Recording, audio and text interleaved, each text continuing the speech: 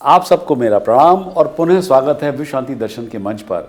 Channel के जनक हैं Pune MIT समूह के सम्मानित संस्थापक और अध्यक्ष विश्वधर्मी प्रोफेसर डॉक्टर विश्वनाथ कराड, जो जाति, पंथ, नस्ल, धर्म और राष्ट्रों की सीमाओं से परे जाकर दुनिया में शांति की, संस्कृति की स्थापना और अध्यात्म, धर्म और मूल्य आधारित सार्वभौमिक शिक्षा की पक्षधर हैं और उसके प्रचार के लिए अग्रसर हैं। और पिछले 4 दशकों से वे इसी पे काम कर रहे हैं। आप देख रहे हैं महाभारत काल की कुछ अनसुनी और कुछ कम सुनी कहानियां।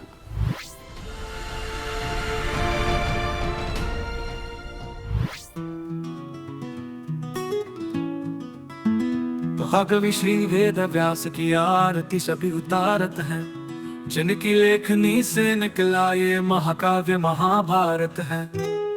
बहुत दिन बीते पुरानी बात है, आज तक जो विश्वास में है। हस्तिनापुर नाम की थी एक यहाँ नगरी बड़ी, यहाँ पन्नों मोतियों की आपसे जगमग जड़ी। इस नगरी में बसी है राजाओं की कहानियाँ, पांडु की धरती पर छाई है वीरता की कलाएं। भीम अर्जुन का पराक्रम, द्रौपदी की है व्यथा, जिसने दी भारत को गीता, वो महाभारत कथा। ये महाभारत की कथा, ये महाभारत की कथा। हाँ, तो कहानी चल रही है विराट राजकुमार भूमिंजय और बृहन्ला रूपी अर्जुन की, जो कौरवों से विराट नगर के मवेशियों को बचाने के लिए युद्ध कर रहे थे। कर्ण को युद्ध में पराजित करने के बाद राजकुमार भूमिंजय ने घोड़ों को आगे बढ़ाया। जैसे ही रथ भीष्म की ओर बढ़ा तो अर्जुन ने कहा, हे राजकुमार, ये युद्ध अधिक समय तक नहीं चलेगा। मेरे अस्त्रों के प्रहार से कुरु सेना गोल गोल घूम रही है। अब मैं खून की एक ऐसी नदी बहाऊंगा जिसके भंवर में हाथी और रथ घूमेंगे और कौरव सेना के जंगल का सफाया होगा। मेरे पास देवताओं के सभी दिव्यास्त्र हैं। डरो मत राजकुमार, मैं कौरवों को हरा दूंगा, उन्हें मैदान छोड़ने पर मजबूर कर दूंगा। भीष्म के काफी करीब पहुंचकर अर्जुन ने उन पर बाणों की वर्षा कर दी। भीष्म ने धैर्यपूर्वक अर्जुन के तीरों का मुकाबला किया और तभी दुर्योधन के 4 भाई भीष्म की रक्षा के लिए आगे आए। दुशासन ने अर्जुन पर भयंकर आक्रमण किया। उसने एक बड़े तीर से राजकुमार भूमिंजय को घायल कर दिया और दूसरे तीर से अर्जुन के कवच को भेद दिया। अर्जुन ने तुरंत अपने सुनहरे पंखों वाले बाण से दुशासन के धनुष के टुकड़े टुकड़े कर दिए और उसकी छाती में गंभीर घाव भी किया। फलस्वरूप दुशासन अपने 3 भाइयों को अर्जुन से युद्ध करने के लिए छोड़कर पीछे हट गया, पर तीनों भाई भी समान रूप से घायल हो गए थे और उन्हें भी पीछे हटना पड़ा। यह देखकर भीष्म के आदेश पर हजारों कुरु सैनिकों ने अर्जुन को घेर लिया और उस पर हमला किया।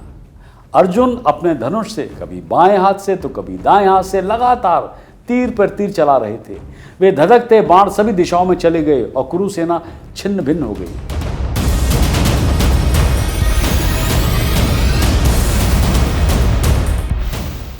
अर्जुन युद्ध में मध्याह्न के चिलचिलाते सूर्य की असहनीय किरणों के समान दिखाई दे रहे थे। ऐसी गर्मी दिख रही थी उनके पास। कुरु सैनिक अपने अपने वाहन से कूद पड़े और हथियार फेंककर भाग खड़े हुए। घुड़सवार भयभीत होकर अपने घोड़ों को भगाने लगे। तब दुर्योधन, कर्ण, कृप, द्रोण और अश्वत्थामा एक साथ अर्जुन की ओर दौड़े। उन्होंने अर्जुन को इतने बाणों से ढक दिया कि पांडु पुत्र के शरीर का कोई भी भाग दिखाई नहीं दे रहा था। उस हमले के बीच भी अर्जुन ने शांति बनाए रखी और इंद्रदेव की अजय शक्ति का आह्वान करते हुए इंद्रास्त्र का आह्वान किया। उस हथियार ने कौरवों पर सैकड़ों हजारों उज्जवल तीर छोड़े और उन्हें वापस खदेड़ दिया। तब अर्जुन ने भीष्म को अपने रथ पर अपने सामने खड़े पाया। गंगापुत्र मुस्कुरा रहे थे। अपने चमकदार कवच में भीष्म सूर्योदय जैसे एक सुनहरे पर्वत के समान चमक रहे थे। उन्होंने अपना स्वर्णिम धनुष उठाया और 1 दर्जन बाण छोड़े, जो अर्जुन के ध्वज पर दहाड़ते हुए वानर रूपी हनुमान पर लगे। व्रत कुरु नेता के प्रति अपने स्नेह को एक तरफ रखते हुए अर्जुन ने एक विशाल तीर चलाया, जिससे भीष्म के रथ पर लगा सफेद छत्र टूट गया और रथ का ध्वज दंड गिर गया। रथ के पीछे रक्षा करने वाले 2 योद्धा वो भी मारे गए। अर्जुन ने भीष्म के घोड़ों को घायल कर दिया और फिर उनके रथ को रोक दिया। भीष्म क्रोधित हो गए। उन्होंने दिव्य हथियारों का आह्वान करना शुरू कर दिया। आकाश से तीरों और भालों की भारी वर्षा होने लगी। अर्जुन ने तुरंत भीष्म की ओर तेजी से बढ़ते हुए अपने दिव्यास्त्रों से उन पर हमला किया। भीष्म ने अर्जुन के आक्रमण को स्वीकार किया और सभी बाणों को चतुराई से काट डाला। अर्जुन और भीष्म के बीच कुछ समय तक युद्ध भयंकर रूप से चलता रहा और कौरव आश्चर्य से देख रहे थे। ऐसा लग रहा था मानो इंद्र असुर राजा बलि से युद्ध कर रहे हों। लड़ाई में कोई भी पक्ष रुकने का नाम ही नहीं ले रहा था। अर्जुन का गांडीव आग का गोला बन गया था और भीष्म एक युवा की तरह उनके रथ पर मानो नृत्य कर रहे थे। अंततः अर्जुन एक ऐसे हथियार से भीष्म को चकित करने में सफल हो गए जिसके वार से अनगिनत संख्या में अविरत सुनहरे पंखों वाले तीर की लहरें उमड़ रही थीं। भीष्म अपने रथ में पीछे गिर गए और मौका देखकर अर्जुन ने एक धारदार तीर से उनका धनुष तोड़ डाला। इसके तुरंत बाद अर्जुन ने 10 और तीर चलाए। उन घातक बाणों ने भीष्म के कवच को भेद दिया। कुरु योद्धा स्तब्ध रह गए। भीष्म को मूर्छित देखकर उनके सारथी ने रथ घुमाया और उन्हें वहां से दूर ले गया। अधिकांश कुरु सेना परास्त हो चुकी थी और यदि नहीं मारी गई तो भाग गई थी। उनके कुछ ही नायक अभी भी युद्ध के मैदान में डटे हुए थे। क्रोध और अपमान से जलता हुआ दुर्योधन अपना रथ अब अर्जुन के सामने लाया। उसने एक सुनहरा तीर चलाया जो अर्जुन के माथे पर लगा, जिससे रक्त बहने लगा और कुंती पुत्र पर्वत से दहकते हुए लाल लावा की तरह उसकी धारा के समान दिखाई दे रहे थे लावा की। तब अर्जुन ने विषैले सांपों के समान फन मारने वाले बाणों से दुर्योधन पर प्रहार किया। दोनों चचेरे भाइयों ने अपने सभी रण कौशल का उपयोग करते हुए भयंकर युद्ध किया। तभी दुर्योधन का भाई विकर्ण हाथी पर सवार होकर उसका समर्थन करने आया। उसने अपने हाथी के पैरों के नीचे कुचलने के इरादे से अर्जुन के रथ की ओर बढ़ा, लेकिन अर्जुन ने अपने गांडीव से एक लोहे का ऐसा तीर चलाया जो हाथी के सीधे माथे के अंदर लगा और पंख की तरह घुस गया और जानवर चिल्लाता हुआ जमीन पर गिर पड़ा। विकर्ण तेजी से उछला और भयभीत होकर अपने भाई विविंग सती के रथ की ओर दौड़ा। इस बीच अर्जुन ने लोहे का एक बाण छोड़ा जो दुर्योधन की छाती पर जा लगा। उसका चमकता हुआ कवच झुक गया और उसमें छेद हो गया।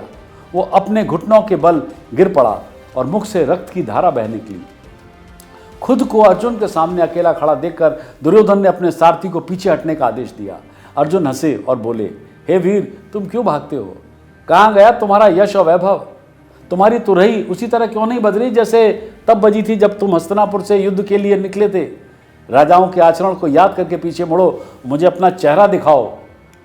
लेकिन दुर्योधन और उसके भाई भागते रहे। उन्होंने मत्स्यों के धन और मवेशियों को चुराने के अपने प्रयासों को पूरी तरह से फिर त्याग दिया। मत्स्य महिलाओं से किए गए अपने वादे को याद करते हुए अर्जुन ने युद्ध के मैदान में घूमकर गिरे हुए कुरु योद्धाओं के महंगे वस्त्र उठा लिए। जैसे ही वे नगर वापस आए तो अर्जुन ने राजकुमार भूमिंजय से कहा, आप एकमात्र व्यक्ति हैं जो मेरी असली पहचान से अवगत हैं। इस जानकारी को कुछ समय तक गुप्त रखना ही बुद्धिमानी होगी। आपको अपने पिता को बताना होगा कि आपने ही कौरवों को पराजित किया है।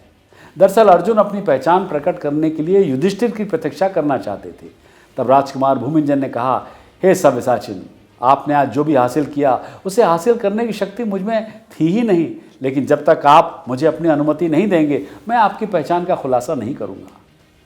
अर्जुन ने राजकुमार को रथ वापस शमशान घाट में ले जाने को कहा। जब वे वहां पहुंचे तो अर्जुन ने अपने ध्वज पर हनुमान रूपी वानर की ओर देखकर अपनी हथेलियां जोड़ दी और हाथ जोड़कर कहा। वानर आकाश में उड़कर फिर गायब हो गए और अर्जुन ने पुनः राजकुमार का जो ध्वज था, उसका जो सिंह था, वो उस पर फहराया ध्वज पर। उन्होंने अपने हथियारों को समी के पेड़ के ऊंचे गट्ठर में वापस रख दिया। फिर रथ चालक के रूप में अपना स्थान लेते हुए वापस शहर की ओर चल पड़े। तो इस युद्ध के बाद एक बात निश्चित है कि अर्जुन ने सदैव स्वयं से प्रतिस्पर्धा की थी। उनका लक्ष्य सर्वकालिक महानतम धनुर्धर बनना था। यही बात उन्हें दूसरों से अलग करती थी। महान गैरी कास्परोव का कहना था कि जब आप स्वयं से प्रतिस्पर्धा करते हैं तो हमेशा सुधार की गुंजाइश होती है। ये वो प्रमुख सबक है जो अर्जुन हमें सिखाता है। हमेशा खुद को चुनौती दें, स्वयं का सर्वश्रेष्ठ संस्करण बने। युद्ध के मैदान में आपका सबसे बड़ा प्रतिस्पर्धी कोई और नहीं है बल्कि आप स्वयं होने चाहिए। तो इसी के साथ मैं भी अपनी वाणी को देता हूं विराम और लेता हूं आप सबसे विदा। सब्सक्राइब कीजिए, साझा कीजिए और विश्वास बनाए रखिए विश्व शांति दर्शन में।